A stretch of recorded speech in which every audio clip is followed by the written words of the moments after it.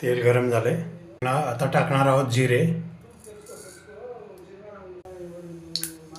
जिऱ्यानंतर टाकू आपण कांदा आणि लसूण बारीक चिरलेला.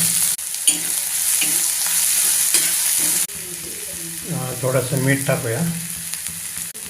परत टाकूया थोडीशी हळद आणि हे परतून घेऊया परत एकदा. आता हे चांगलं करपूस परतून झालेलं आहे. आता आपण टाकणार आहोत तिखट.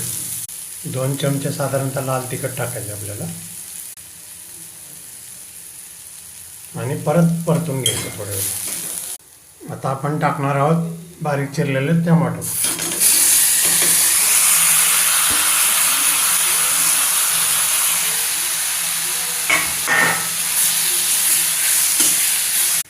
अगदी थोडंसं पाणी घालायचं, जास्त नाही, एक अर्धा कप.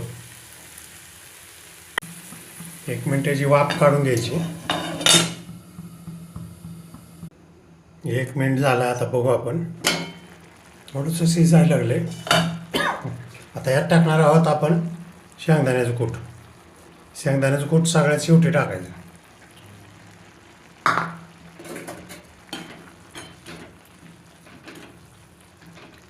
मस्त कलर आणि टेक्स्चर आलेला आहे. वास पण छान सुटला आहे. आता याला परत आपण 1 मिनिटासाठी शिजवून घेऊया.